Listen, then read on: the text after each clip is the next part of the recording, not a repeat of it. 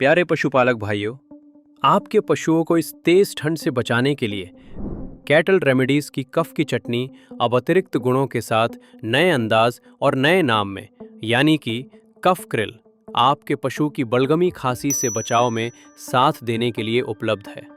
इस चटनी को कई बेहतरीन हर्बल सामग्री जैसे कंटकारी, आंवला, हल्दी, मुलेठी, अलसी, कलमी शोरा इत्यादि के साथ तैयार किया गया है।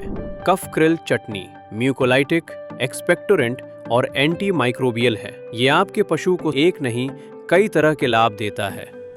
1. बलगमी और सूखी दोनों खांसी में शीघ्र राहत देता है।